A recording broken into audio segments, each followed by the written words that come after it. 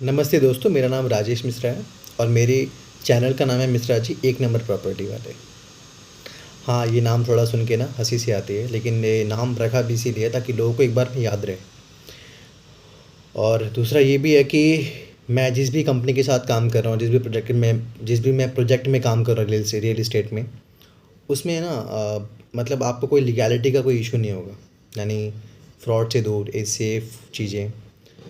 तो इस पर्पज़ से, इस उद्देश्य से मैंने इसका नाम एक नंबर प्रॉपर्टी वाले रखा है। और प्लीज़ जो भी मेरी वीडियो देख रहे हैं ना, वो इसे प्लीज़ लाइक शेयर और सब्सक्राइब ज़रूर करिएगा। ये वीडियो जो होगी वो अनएडिटेड होगी, ठीक है। और मैंने आपको बताया भी था, और चैनल का भी नाम वही है और मेरे बताने का भी पर्पज़ वही है कि बेसिकली मैंने बात की थी अपनी लास्ट वीडियो में, उससे पहले जितनी भी वीडियो में मैंने बात की हुई है इन्वेस्टमेंट के रिगार्डिंग ही बात की हुई है, और आज भी मैं जो बात करूँगा वो इन्वेस्टमेंट के रिगार्डिंग ही बात करूँगा, ठीक है। देखिए, इन्वेस्टमेंट किसी भी तरह की हो, वो हमेशा बेस्ट होती है। आपकी सैलरी चाहे जितनी भी हो, चाहे जितनी कम हो, चाहे जितनी ज़्यादा हो, अगर कोई पर्सन है, अगर वो इन्वेस्टमेंट करना चाहता है तो दैट इज़ बेस्ट। लेकिन क्या है ना कि सपोज़ बहुत सारे लोग जो होते हैं ना, वो इन्वेस्टमेंट करते तो हैं या प्लान तो करते हैं, बट उन्हें डर लगता है कि नहीं यार, ऐसी जगह इन्वेस्टमेंट ना करूँ, कहीं मेरे पैसे ना डूब जाएँ। बिकॉज़ आपकी जो सेविंग्स होती है वो आप बहुत मेहनत से उन सेविंग्स को, बहुत सारे सैक्रिफाइसेस करके, अपने सपनों को थोड़ा छोड़ के, तब जाके वो आप क्या कहते हैं, आप उन सेविंग्स को करते हैं और आप उन्हें इन्वेस्ट करते हैं। तो बेसिकली अगर मेरे पास जो भी पैसे होते हैं ना, तो मैं तो बिल्कुल भी नहीं चाहूँगा कि मैं ऐसी जगह इन्वेस्ट करूँ जहाँ मुझे थोड़ा डर हो। तो बात करें अगर इन्वेस्टमेंट की, सबसे सेफ़ एंड सिक्योर इन्वेस्टमेंट की अगर हम बात करें, तो वो है आपका प्रॉपर्टीज़। सबसे बेस्ट इन्वेस्टमेंट है, सबसे सेफ़ इन्वेस्टमेंट है, ठीक है। क्योंकि प्रॉपर्टीज़ अगर आप आज 15 लाख रुपए इन्वेस्ट कर रहे हैं तो प्रॉपर्टीज़ के दाम बढ़ेंगे ही बढ़ेंगे। आप आराम से रहिए, आपको कोई चिंता करने की बात नहीं है। लेकिन अगर आप स्मार्ट इन्वेस्टर हैं, आप स्मार्ट इन्वेस्टमेंट करना चाहते हैं, तो आप किस जगह करेंगे वो इन्वेस्टमेंट? तो आप वहाँ करेंगे वो इन्वेस्टमेंट जहाँ पे आपको पता है कि चीज़ें अभी डेवलप नहीं हुई हैं, लेकिन फ्यूचर में वो चीज़ें वहाँ पे डेवलप ज़रूर होंगी। तो जैसे वहाँ पे कोई इंडस्ट्रियल चीज़ें आ रही हों, या वहाँ पे कुछ गवर्नमेंट ने कोई स्कीम्स निकाली हो, गवर्नमेंट वहाँ पे कोई चीज़ें बनाने जा रही हो, कोई यूनिवर्सिटीज़ आ रही हो, कोई कॉलेजेस आ रहे हों, कोई मेडिकल स्कूल आ रहा हो, जैसे कि कुछ कोई एयरपोर्ट आ रहा हो, कोई इंडस्ट्रियल हब आ रहा हो, और अगर आपने उससे पहले इन्वेस्टमेंट कर दिया है, तो आप 5 सालों में उन 15 लाख को कम से कम 5 गुने में कन्वर्ट कर सकते हैं। अब सवाल उठता है कि हमें ऐसी जगह कहाँ मिलेगी? तो ये काम है, हम प्रॉपर्टी जो कंसल्टेंट है, मैं एक प्रॉपर्टी कंसल्टेंट हूँ, ये काम हमारा है आपको बताना, ठीक है। मैंने लास्ट वीडियो में भी बात की थी जेवर इंटरनेशनल एयरपोर्ट के बारे में, कि हम सबको पता है कि नोएडा इंटरनेशनल एयरपोर्ट, जिसका नाम जेवर इंटरनेशनल एयरपोर्ट है, ये आपका इंडिया का नहीं बल्कि एशिया का सबसे बड़ा एयरपोर्ट बनने वाला है, और वर्ल्ड का ये फोर्थ सबसे बड़ा आपका इंटरनेशनल एयरपोर्ट होगा। जो मोदी जी का ड्रीम था मेक इन इंडिया का, आपको पता है, उनका ड्रीम नहीं था, वो उन पे काम भी कर रहे हैं, बीजेपी इस पे, गवर्नमेंट इस पे काम भी कर रही है। उसमें एक सबसे बड़ा जो प्रोजेक्ट है उनका, वो है जेवर इंटरनेशनल एयरपोर्ट के पास, क्योंकि ये 200 किलोमीटर के अंदर बनेगा और जेवर इंटरनेशनल एयरपोर्ट को 40 बड़े शहरों से जोड़ा जाएगा। तो आज जो मेरा टॉपिक है वो यही है कि जेवर इंटरनेशनल एयरपोर्ट कौन सी कंपनी बना रही है, उसे किन किन शहरों से जोड़ा जाएगा, कौन कौन से वहाँ पे कनेक्टिविटी के लिए कौन कौन से रास्ते बनाए जा रहे हैं, और उनकी कैपेसिटीज़ क्या है, कितनी एरिया में जेवर इंटरनेशनल एयरपोर्ट बन रहा है। इसके अलावा आपका उसके बाकी सब चीज़ें वहाँ पे एमिनिटीज़ क्या क्या आ रही हैं, और लास्ट में मैं आपको बताऊँगा कि मेरा जो प्रोजेक्ट है उसमें आपको कंपनी क्या क्या प्रोवाइड कर रही है, क्योंकि जो मेरा प्रोजेक्ट है वो जेवर इंटरनेशनल एयरपोर्ट के पास ही है। तो मैं स्टार्ट करता हूँ कि जेवर एयरपोर्ट कौन सी कंपनी बना रही है। तो ये कंपनी का नाम है टाटा। टाटा कंपनी का प्रोजेक्ट मिला हुआ जेवर इंटरनेशनल एयरपोर्ट को बनाने का, ठीक है। जेवर इंटरनेशनल एयरपोर्ट एक जेवर गांव है उसके नाम पे रखा गया है, और आपका जो नोएडा इंटरनेशनल एयरपोर्ट है, ये जेवर गांव से 7.4 किलोमीटर की दूरी पे है, यानी 10 मिनट, इसमें जो टाइम लगता है वो मैक्सिमम 10 मिनट लगता है, ठीक है। और इसके अलावा इसे 3 चरणों में बनाया जाएगा। एक वन फेज़ तो ऑलरेडी कंप्लीटेड है। इसका जो एरिया है वो 1335 हेक्टेयर है, ठीक है। टोटल जो है सिर्फ 40 एकड़ में तो आपका एमआरओ बनेगा। एमआरओ का मतलब होता है मेंटेनेंस, रिपेयरिंग एंड ओवरहॉलिंग। 40 एकड़ में विमान जो होते हैं, जो फ्लाइट होंगी, उनकी मरम्मत, उनकी रिपेयरिंग, उनकी ओवरहॉलिंग के लिए 40 एकड़ में वो सेंटर बनाया जाएगा। जो ये इंटरनेशनल एयरपोर्ट की जो पहली उड़ान उड़ेगी उसका डेट है 29 सितंबर 2024। यहाँ पे एक साथ में 178 विमान एक साथ में खड़े हो सकते हैं।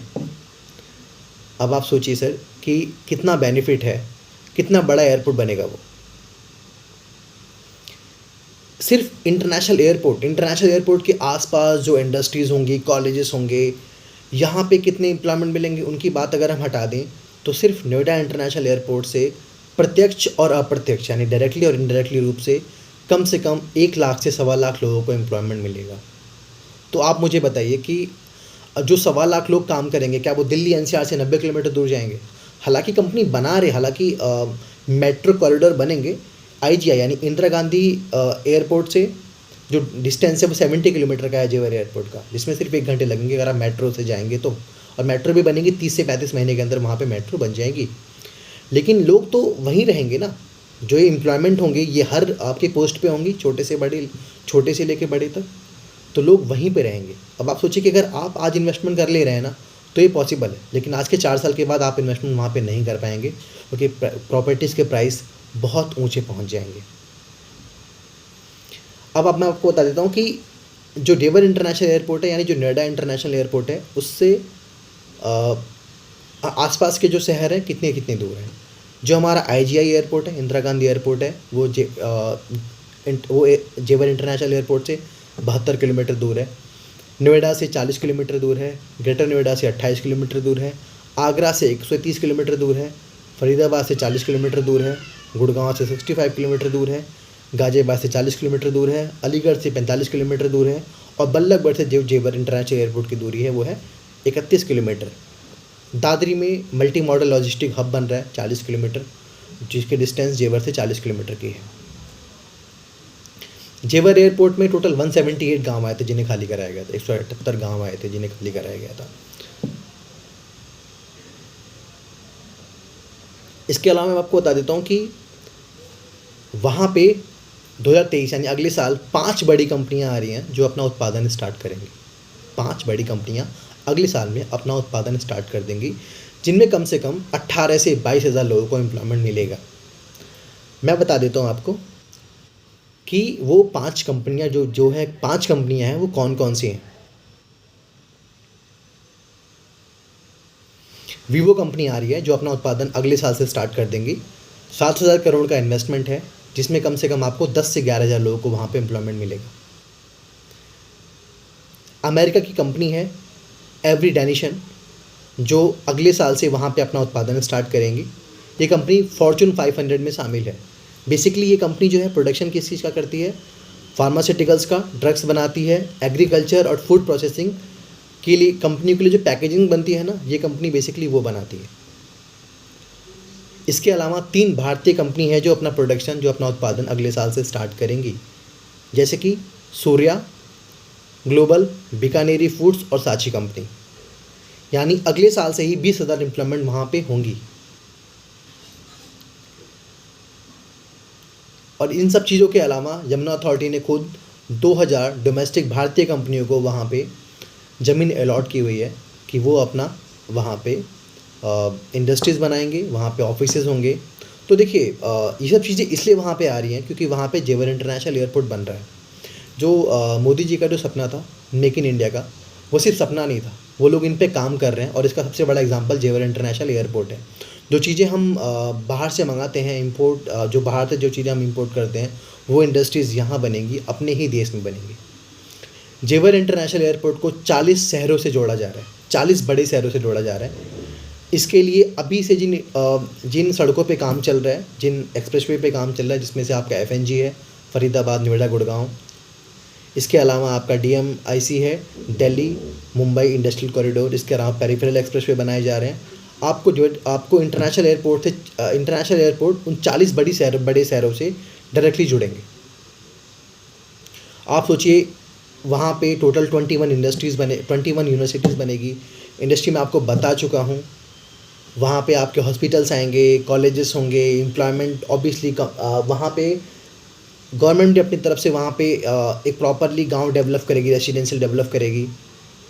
तो आप सोचिए कि अगर आप जेवर इंटरनेशनल एयरपोर्ट के पास में इस टाइम पे प्रॉपर्टीज़ ले लेते हैं तो ये किसी गोल्ड से कम नहीं है आपके लिए। इस टाइम जो आपको पैसे जो आपको देने पड़ेंगे, आई थिंक आपको 14 लाख 15 लाख रुपए इन्वेस्ट करने पड़ेंगे एक अच्छी जगह रेसिडेंशियल प्लॉट लेने के लिए। लेकिन इसके बेनिफिट मैं आपको बता दूं तो बहुत ज़्यादा है। अब देखिए, अगर मैं अपने प्रोजेक्ट की बात करूं तो मेरा जो प्रोजेक्ट है वो जेवर इंटरनेशनल एयरपोर्ट से 10-12 किलोमीटर दूर पे है। और इसके हमारी जो कंपनी है बेसिकली ये सिर्फ रेसिडेंशियल प्लॉट और फार्म हाउस में ही डील करती है। जो सबसे छोटे साइज़ हैं प्लॉट्स के वो 100 गज से नीचे नहीं है, और फार्म हाउस के जो साइजेस हैं वो 1200 गज से नीचे नहीं है। सिर्फ और सिर्फ हम लोग फार्म हाउस और रेसिडेंशियल प्लॉट में डील करते हैं। हमारी जो सोसाइटी है वो 1500 बीघे की एक बड़ी सोसाइटीज़ है। अब आप सोचिए कि अगर इतनी बड़ी सोसाइटीज़ है तो ये, अगर आपको इतनी बड़ी सोसाइटी बना के दे रहे हैं तो इसके मतलब ये भी है कि इसमें जो अम्यूनिटीज़ होंगी, जो कंपनी आपको एक्स्ट्रा अपनी तरफ से देती है, वो क्या क्या देगी इसमें। आपकी सोसाइटी जो होगी वो पूरी गेटेड होगी, यानी पूरी बाउंड्री होंगे इसमें आपके। इसके अलावा आपका सिक्योरिटी गार्ड होगा, सीसीटीवी होगा। इसके अलावा आपके पार्क ऑलरेडी हैं इसमें, क्लब हाउस हैं। रेसिडेंशियल प्लॉट के 8 बीघे का क्लब हाउस अलग है, और आपके फार्म हाउस के लिए 30 बीघे का फार्म हाउस, फिर 30 बीघे का क्लब हाउस अलग है, जिसमें आपको पता है swimming pools, indoor games, outdoor games, ये सारी चीज़ें होती हैं। जो हम हाई राइज में, बड़े बड़े हाई राइज में बहुत महंगे महंगे जगह जहाँ पे हम 2 करोड़ 1.5 करोड़ के फ्लैट्स लेते हैं, जहाँ हमें जो अम्यूनिटीज़ हमें वहाँ मिलती है, ये अम्यूनिटीज़ वहाँ पे हमारी कंपनी आपको बना के दे रही है। और इसमें आधे से ज़्यादा काम आपको अभी दिख जाएंगे। वहाँ पे पार्क डेवलप्ड हैं, सड़कें जो हैं वो 60 फीट से 40 फीट, जो मेन सड़कें हैं जब आप सोसाइटी के अंदर एंटर करेंगे तो वो 60 फीट की हैं। आपको पता है 60 फीट का मतलब क्या होता है? कम से कम 4 गाड़ियाँ आराम से निकल सकती हैं। इसके अलावा भी जगह बचेगी मोटरसाइकिल की। 40 फीट की सड़कें हैं, 60 फीट की सड़कें हैं, 40 फीट की सड़कें हैं। और जो 2 घरों के बीच की जो डिस्टेंस है उस पर जो सड़कें होंगी वो 25 से 30 फीट की होंगी, और फार्म हाउस में 30 से 35 फीट की। इसके अलावा हमारी कंपनी जो है वो आपको सोसाइटी के अंदर ही 29 बीघे में क्रिकेट स्टेडियम बना के दे रही है। सोचिए, आपकी सोसाइटी के अंदर आपका अलग से आपका स्टेडियम, क्रिकेट स्टेडियम होगा, जहाँ पे आपके बच्चे वहाँ पे खेल सकते हैं। और पता है लाइफ में स्पोर्ट्स होना बहुत ज़रूरी है। अगर एक हेल्दी लाइफस्टाइल चाहिए किसी भी लोगों को, चाहे वो बड़े हों या छोटे हों, तो वहाँ पे स्टेडियम होगा जो सब चीज़, बेसिकली सब चीज़ों के काम आएगा। इसके अलावा कंपनी हमारी 8 बीघे में आपको थीम विलेज बना के दे रही है। थीम विलेज का मतलब होगा कि वहाँ पे एक विलेज का थीम दिया जाएगा, जिसमें आपका चारपाई होंगी, चूल्हे पे खाना जैसे बनता है वो सब चीज़ें होंगा। तो क्योंकि वो तो शहर बन जाएगा ना। आज के 4 साल के बाद जो अभी लोगों को थोड़ा बहुत गांव लगता है वो गांव नहीं रह जाएगा, 4 से 5 सालों में वो शहर बन जाएगा। और हमें पता है कि शहर में आने के बाद हम अपना गांव कितना मिस करते हैं। तो इसीलिए वहाँ पे थीम विलेज दिया जाएगा सोसाइटी के अंदर। ये सारी चीज़ें आपको, मंदिर है वहाँ पे, पार्क हैं, आपके डिफरेंट पार्क है। फार्म हाउस के लिए अलग आपके पार्क्स अवेलेबल हैं, बड़ी साइज़ के पार्क्स अवेलेबल हैं, रेसिडेंशियल के अलग अलग साइजेस अवेलेबल। मैं प्राइस की बात अगर करूँ तो जो प्राइस है ये हमारा 15 लाख है 100 गज का जो प्राइस है। और जो फार्म हाउस है इसके ये आपका 8100 स्क्वायर फीट है। और मैं आपको बता देता हूँ कि हमारे सोसाइटी में इंडिया में अलग अलग शहरों से, दिल्ली एनसीआर में ही नहीं, दिल्ली एनसीआर के बाहर भी लोगों ने इसमें इन्वेस्ट किया हुआ है। अभी पिछले 1 महीने के अंदर पटना के 12 से 13 डॉक्टर ने जो है एक साथ में फार्म हाउस लिए। उन्हें अच्छे रेट पे मिल गया, उन्हें अच्छी सोसाइटी दिखी, उन्होंने तुरंत, क्योंकि प्रॉपर्टी ऐसी है ना, अगर आप एक बार हमारी साइट पे विजिट करेंगे ना तो ट्रस्ट में कि आप नहीं रह पाएंगे बिना लिए। अगर आप इन्वेस्टमेंट करना चाहते हैं तो, अगर आपका विल है इन्वेस्टमेंट करने का, अगर आप जा रहे हैं इन्वेस्टमेंट करने के लिए, तो आप एक बार में पसंद आने वाली सोसाइटीज़ है, एक बार में पसंद आने वाली प्रॉपर्टीज़ है वो। तो प्लीज़ दोस्तों, जो भी मेरी वीडियोज़ देख रहे हैं इसे प्लीज़ लाइक शेयर और सब्सक्राइब करिए। शेयर और सब्सक्राइब तो प्लीज़ करिए, ताकि जो है ज़्यादा से ज़्यादा लोग, देखिए वीडियो बनाने का पर्पज़ ये है कि ये वीडियो मेरी ज़्यादा से ज़्यादा लोग देख सकें, क्योंकि मैं इंडिविजुअली बहुत लोगों तक नहीं पहुंच सकता जितनी तेज़ी वीडियो लोगों तक पहुंचेगी। मेरा नंबर है 8368843088। मैं रिपीट कर रहा हूँ, कोई भी अगर इन्वेस्टमेंट करना चाहता है या फिर रियल इस्टेट में काम भी करना चाहता है, अगर कोई इन्वेस्टमेंट नहीं करना चाहता चलेगा, अगर वो काम भी करना चाहते हैं, दिल्ली एनसीआर में रहते हैं या फिर दिल्ली एनसीआर के बाहर भी रहते हैं, क्योंकि ये फ्रीलांस वर्क है। वैसे मैं तो फ़िलहाल वहाँ पे जीएम हूँ, लेकिन अगर आप एज अ फ्रीलांस भी करना चाहते हैं तो मेरा नंबर है 8368843088। ये नंबर मेरा व्हाट्सएप पे भी है, आप ये मेरा प्राइमरी नंबर है, व्हाट्सएप एंड कॉलिंग दोनों पे है। तो आप मुझे कॉन्टैक्ट करिए और प्लीज़ इस वीडियो को शेयर करिए, सब्सक्राइब करिए, ठीक है? ताकि मैं भी लाइफ में कुछ कर लूँ, लोगों को बता सकूँ चीज़ों के बारे में, ठीक है? और ट्रस्ट में ये वीडियो मेरी आगे, अगर आप मेरे चैनल को सब्सक्राइब करेंगे ना, तो आगे भी जो वीडियो बनेगी वो हमेशा इन्फॉर्मेटिव होगी। ऐसा नहीं लगेगा कि मैंने आपका टाइम वेस्ट किया है, ठीक है? Thank you so much.